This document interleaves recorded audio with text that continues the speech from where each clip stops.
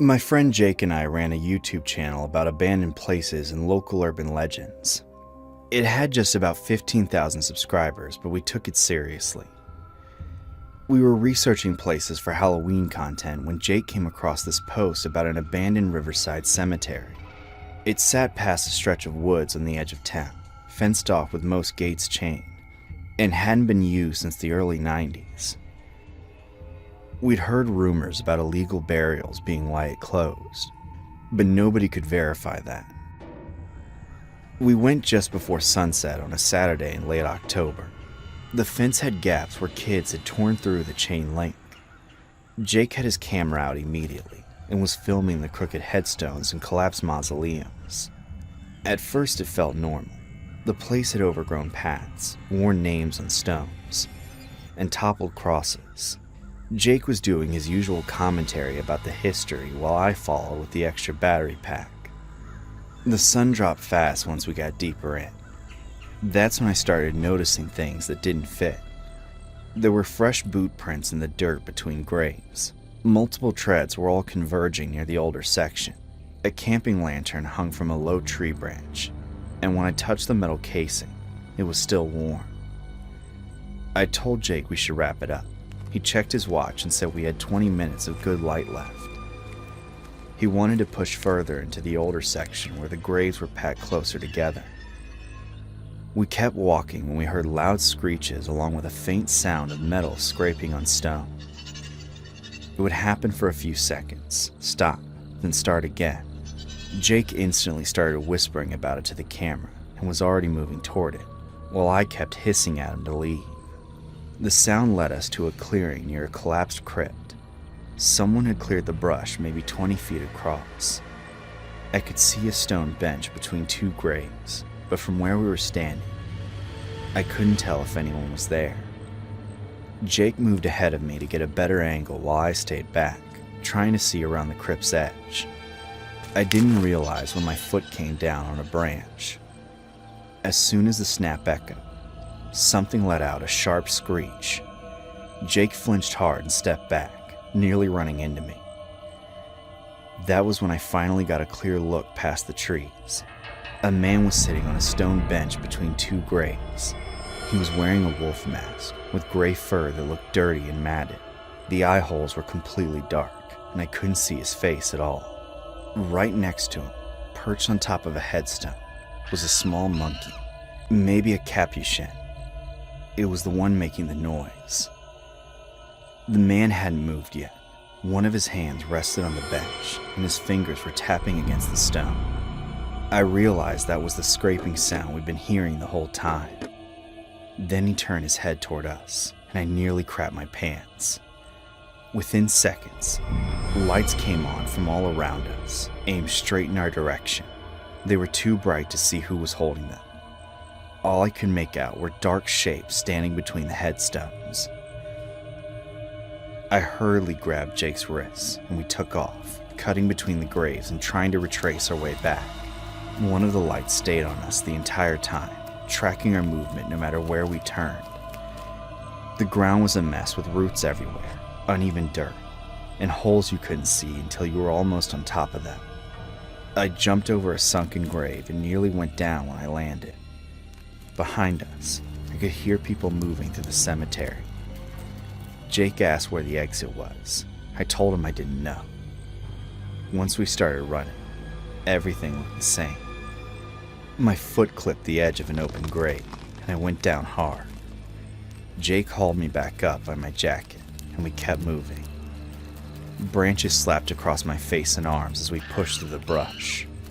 Somewhere behind us, I could hear the monkey screeching again. We hit the fence and started climbing. The chain link rattled under our weight.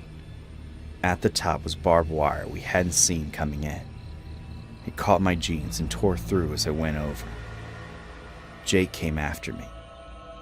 We hit the ground on the other side and kept running through the woods. My leg was bleeding, and my lungs felt like they were going to burst. But I didn't stop until we made it to the road.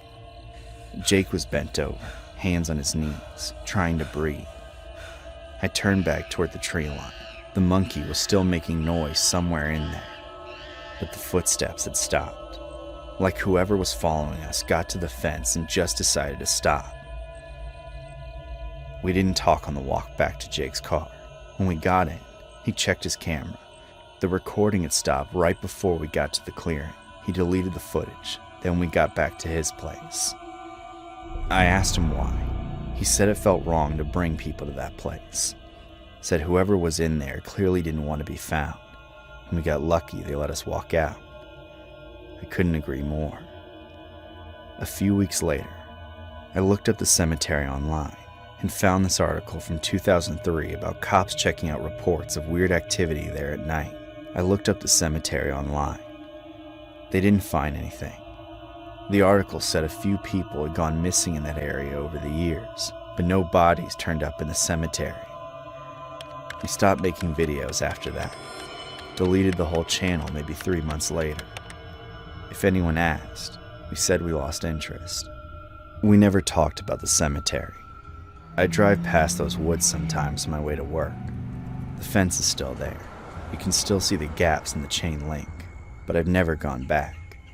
Because I still think about that guy in the wolf mask just sitting there between the graves, fingers tapping on stone, the monkey on its chain, and ended up deeper in there, instead of finding that fence.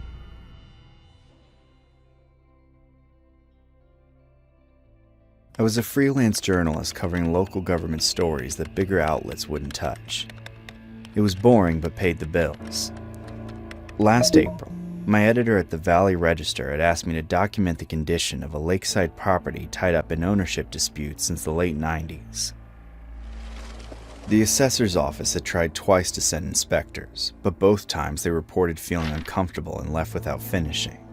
I figured it was the usual excuse for not wanting to drive 40 minutes into the woods. I got the addresses from the county clerk and headed out on a Thursday afternoon around 2. The house sat at the end of a long gravel driveway, hidden from the main road by overgrown pines and thick brush. The gate was rusted open. I parked near the front and started taking exterior shots. It was a 3-story building with a wraparound porch rotted through in places and had paint peeling everywhere. I was walking the perimeter for more photos when I noticed the back door standing partially open. I called out twice, but when I didn't get any answers, I pushed open the door and got in. Inside, the kitchen had dishes stacked by the sink and cabinets hanging open with expired food from the 90s. A calendar on the wall was still turned to May 1997, and old newspapers were scattered everywhere. The first red flag was the dust. It wasn't thick enough for 20-plus years of abandonment. I made a note for it, and I moved through the downstairs taking photos. The living room furniture was covered in yellow sheets. The first bedroom had a made bed with dresser drawers pulled open and empty. The master bedroom had heavy curtains drawn. When I pulled them back, I found the windows boarded over from the inside with fresh lumber that didn't match the rot everywhere else. The closet door's padlock looked new. Deep scratches scored the floor in front of it, like something heavy had been dragged. I should have left then, and I was about to until I stumbled to the basement door off the kitchen hallway. Cold air rolled up when I opened it, carrying the smell of damp concrete and sweet iron. I used my phone's flashlight going down. The basement extended beyond the house's footprint, probably under an old addition. It had stone walls, a concrete floor, and metal shelving along one side with paint cans and tools. The other side had heavy metal hooks embedded in the stone at shoulder height. Restraints with rusted buckles were bolted into the floor, and someone had cut drains into the rusted concrete and installed industrial lighting on a separate electrical system. There was no attempt to hide what the room was for. My hands shook as I raised my phone to take photos. That's when I heard footsteps upstairs and stopped directly above me. Seconds later, the basement door opened. My stomach dropped. I instantly killed the light and frantically searched for a way out. I squinted and spotted a small ground-level window at the far end, half covered by a rotting shutter, barely big enough to squeeze through, but I didn't have options. I moved fast while the footsteps kept getting closer. I reached the window, shoved the shutter aside, and pulled myself up. The glass was already broken. I scraped through, cutting my shoulder on the frame, and dropped into the wet dirt outside. I ran for the tree line, staying low, moving through the woods parallel to the driveway. When I got close enough to see the front, I stopped behind a thick pine. A dark blue pickup was parked next to my car. A man stood between the vehicles, photographing my license plate with his phone. He looked to be in his 40s, heavy built, and had work clothes on.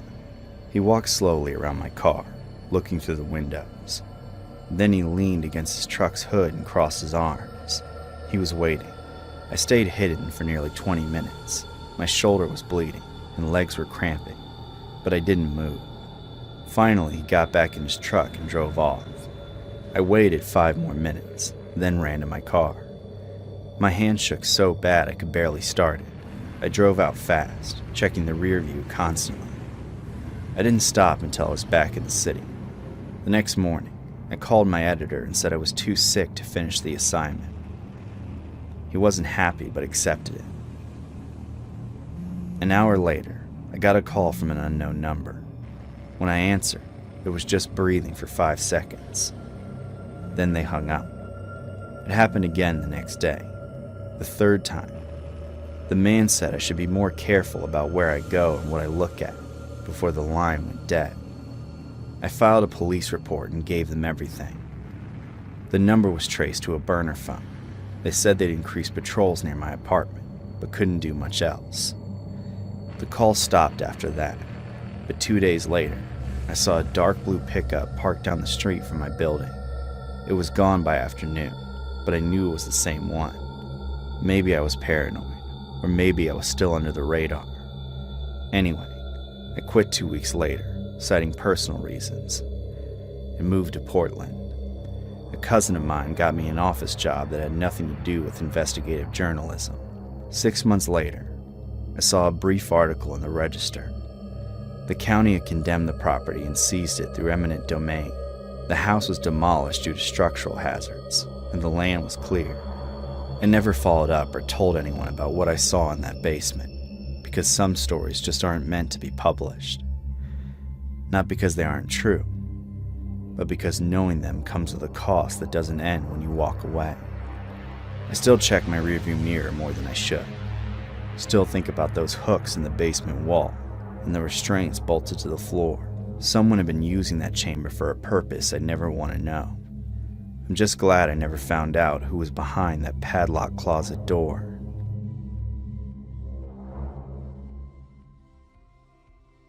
I've been driving 18-wheelers for 6 years, long enough to know when I'm pushing it. That night, I went past what I should have, even though I kept telling myself I was still fine. I'd taken 2 overnight runs back-to-back for a rush load up to Portland. The company was paying double for it, and I needed the money. By the second night, I was running on gas station coffee and some 4 hours of sleep spread across 2 days. The route took me onto a coastal highway most truckers avoid. The lanes are tight, there's no shoulder in a lot of places, and once you're out there aren't many spots to pull over. Normally I wouldn't take it either, but it shaved almost 2 hours off the drive. For the first hour or so, everything was fine. Around 2 in the morning, fog rolled in heavy enough that the road just disappeared in front of me. Around mile marker 37, my eyes started getting heavy. I turned the radio up, cracked the window, and even smacked myself in the face a couple times. That bought me maybe 10 minutes before my eyelids started dropping again. I was thinking about pulling over when a figure in a red hoodie appeared in my lane. I slammed the brakes and yanked the wheel hard to the right. The truck fishtailed. I felt the rear end swing out and the whole rig tipping. My head cracked against the side window, and everything went sideways.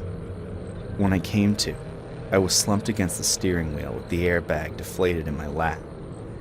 Blood was running down from above my right eye. I sat there trying to catch my breath and figure out what had happened. The truck had gone off the road and hit a tree at an angle. I checked my arms and legs. Everything worked, even though my ribs were screaming. I climbed out carefully and looked back at the road, expecting to see whoever I'd swerved to miss. But the road was empty in both directions. I walked around the truck trying to get my head straight. I was exhausted and rattled.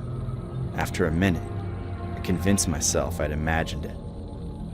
But my phone was dead, and the closest town was at least 10 miles back.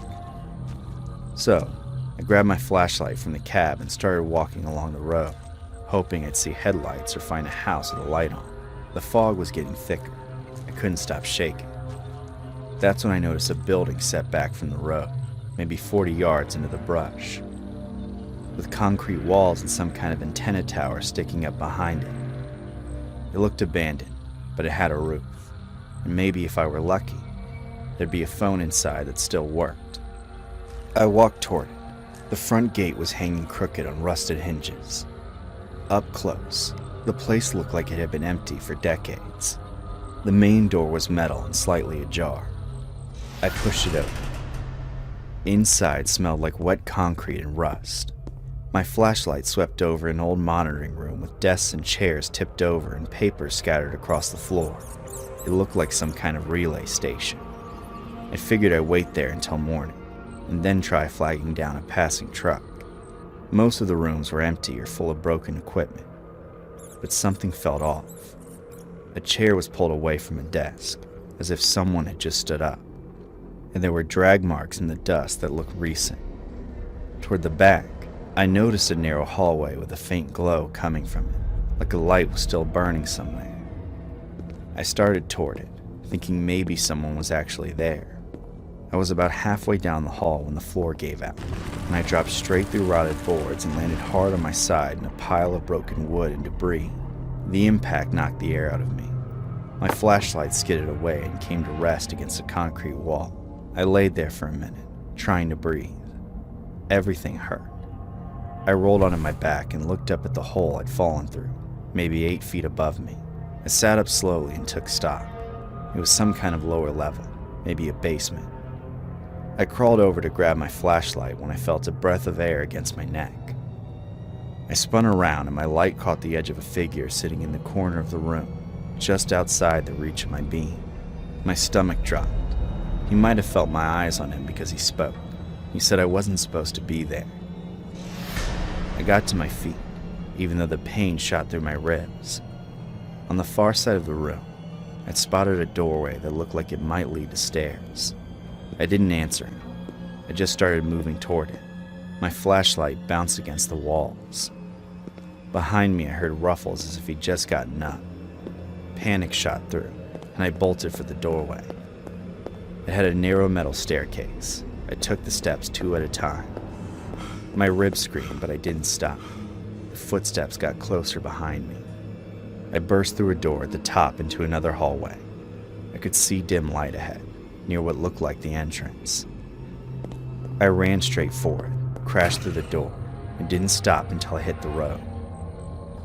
A truck came up from the south about 10 minutes later.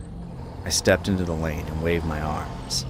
He drove me to the nearest town and dropped me at the ER. The doctor said I had 3 bruised ribs, a mild concussion, and needed 6 stitches above my eye. They kept me overnight for observation. 2 days later, the sheriff's department called. They said they found my truck and checked the building I described. It was an old weather monitoring station, and it had been abandoned since the 80s.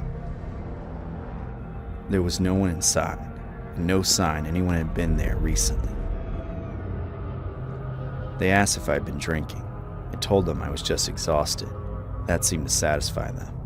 They shut the file, but I couldn't shut the nightmares that still haunt me every night.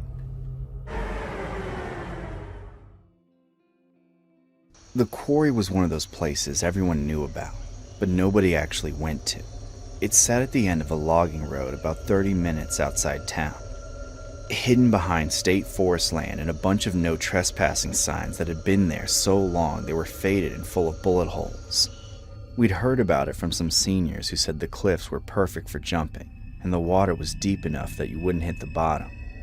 Marcus had been talking about checking it out all summer, and by late August, we'd run out of reasons not to go. We left around 2 on a Saturday afternoon in Marcus's Honda. The logging road was worse than we expected. It was full of deep ruts and loose gravel that made the car bottom out twice. We passed a few faded signs warning about blasting zones and private property, but nothing that looked recent enough to make us turn around. The quarry itself was bigger than the satellite images suggested.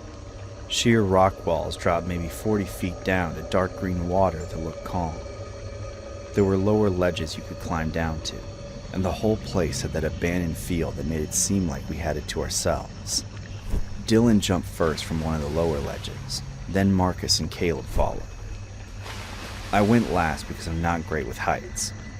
The cold hit me harder than I expected when I surfaced, but it was fun. We climbed back up and tried a higher spot, taking turns while Marcus filmed everything on his phone.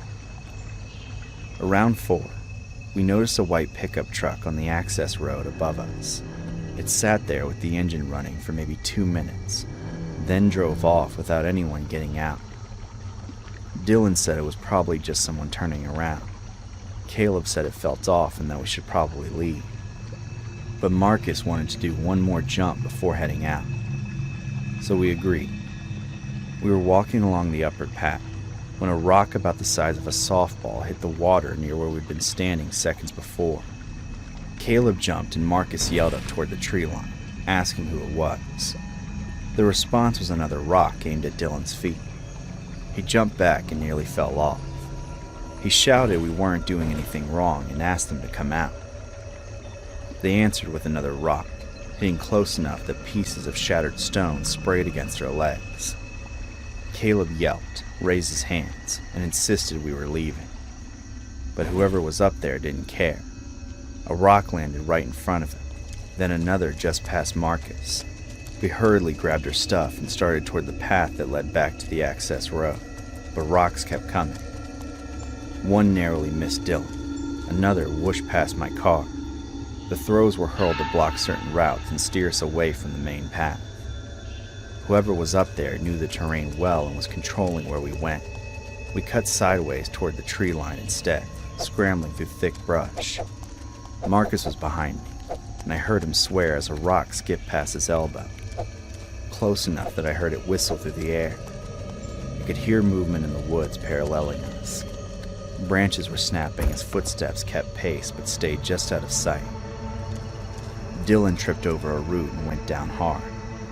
I grabbed his arm to help him up, and right then, a rock hit the tree next to us at head height, exactly where we'd been standing a second earlier. The bark exploded outward. I felt pieces hit my face, and one cut my cheek deep enough that I tasted blood. We ran after that. Didn't care about the noise of the branches whipping our arms and faces. My heart was pounding so hard I thought I'd throw up. We didn't stop until we hit the access road. Marcus's car was maybe 50 yards down. We sprinted for it, but a white pickup rolled back up the road from the opposite direction and stopped about 20 feet from Marcus's car, blocking our path. The man inside looked to be in his 30s, with a thick beard. He was wearing a hunting jacket despite the heat. He rolled down his window and just stared at us. The 4 of us instinctively huddled closer. Caleb was literally shaking beside me. My heart was pounding hard. He mockingly asked if we had a nice swim. Marcus started to answer, but the man cut him off and told us the road back to the highway was that way. Said we probably wanted to get going before it got dark. Said it was easy to get lost out here. He drove past us slowly, tires crunching on gravel. I watched him in the side mirror until he disappeared around the curve. We got back in Marcus's car.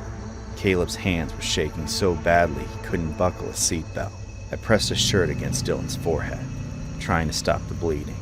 Marcus started the engine and drove out faster than he should have, hitting every rut hard enough that we bounced in our seats. He didn't slow down until we reached the highway. Dylan lied to his family about his injury. Caleb had to take therapy to get it out of his system. Marcus deleted all the footage from his phone that night. He said he didn't want any evidence we'd been there. We never reported it. What would we even say? That someone defended their property after we ignored multiple warning signs?